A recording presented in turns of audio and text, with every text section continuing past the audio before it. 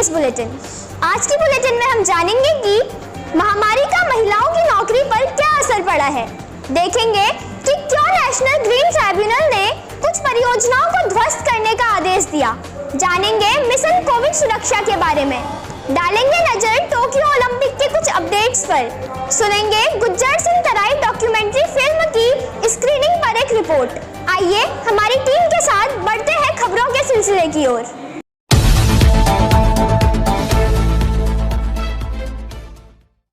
विश्व बैंक के मुताबिक भारत में महिलाओं की श्रम में भागीदारी दुनिया में सबसे कम है।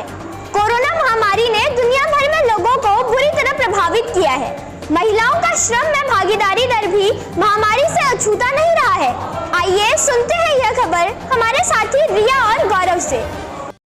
एक सरकारी रिपोर्ट में कहा गया है कि भारत में महिला श्रम भागीदारी दर गिरकर अप्रैल से जून 2020 के दौरान 15.5% और जुलाई से सितंबर 2020 में 16.1% हो गई, जो प्रमुख अर्थव्यवस्थाओं में सबसे कम है।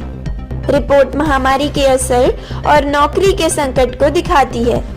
विश्व बैंक के अनुमानों के अनुसार भारत में दुनिया में सबसे कम महिला श्रम भागीदारी दर है।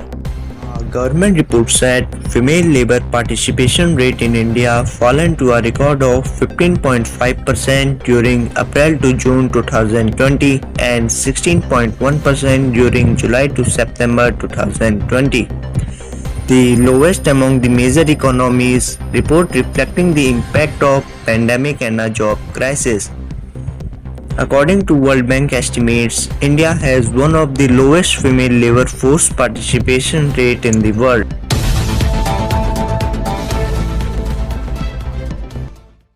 नेशनल ग्रीन ट्राइब्यूनल भारत में पर्यावरण से संबंधित मुद्दों को देखने वाली एक बॉडी है। एनजीटी ने बेंगलोर और उसके आसपास के क्षेत्र में चल रही 2 लग्जरी परियोजनाओं को ध्वस्त कर दिया है। इस बारे में और जानते हैं हमारे साथी रितु और प्रमोद से। नेशनल ग्रीन ट्राइब्यूनल एनजीटी ने हाल ही में बंगलोर के कैकोंद्रहली झील और उसके आसपास के क्षेत्रों पर पर्यावरण मंजूरी नियमों के उल्लंघन के कारण 2 लग्जरी परियोजनाओं को तत्काल ध्वस्त करने का आदेश दिया है।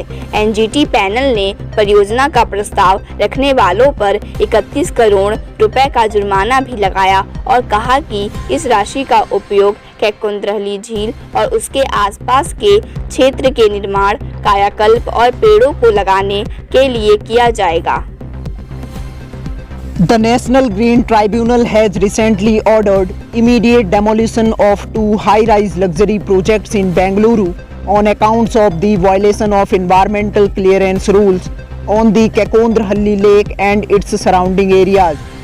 The NGT panel also imposed a penalty of rupees 31 crore on the project proponent and said the amount shall be used for demolition of constructions, rejuvenation and reforestation of the Kekondrahalli Lake and its surrounding areas.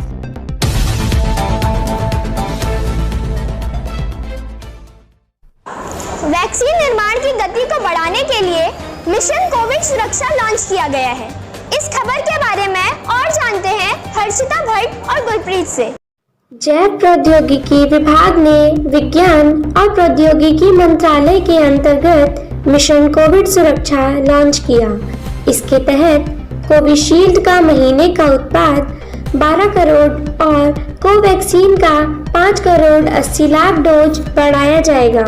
The Department of Biotechnology under the Ministry of Science and Technology has launched Mission COVID Suraksha, in which monthly production capacity of Covishield is projected to be increased to more than 12 crore doses and of Covaxin to around 5 crore 80 lakh doses by December.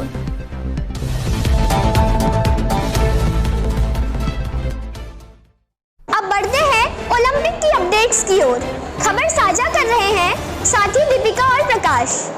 भारतीय badminton player PV Sindhu ने महिला एकल में चीन की ही बिंगजियो को हराकर Tokyo Olympic में कांस्य पदक यानी ब्रोंज मेडल हासिल किया है।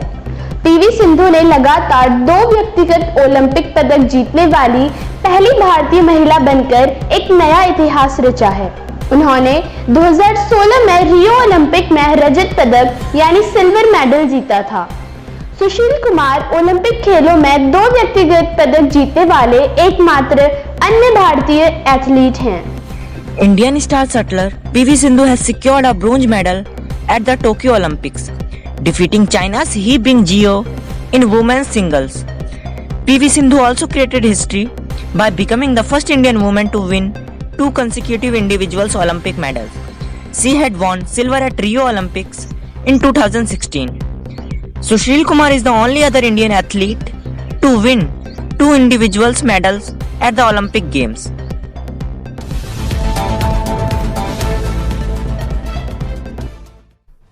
कल नानकमत्ता पब्लिक स्कूल के लर्नर्स ने Gujjars of Terai documentary film की स्क्रीनिंग की।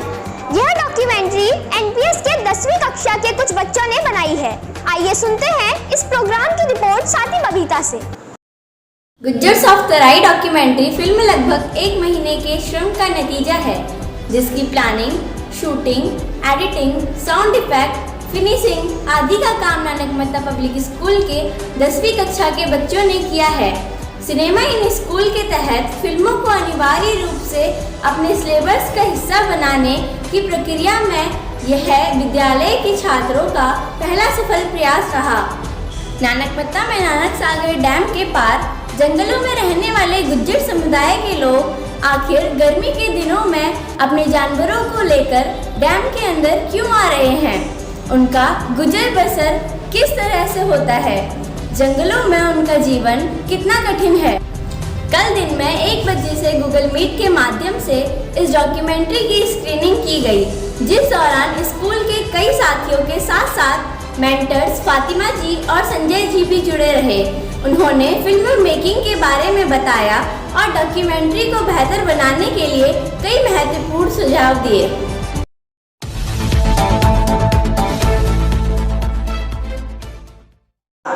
आज के लिए बस इतना ही। बाकी अपडेट्स के लिए जुड़े रहिए एनपीएस बुलेटिन के साथ। धन्यवाद।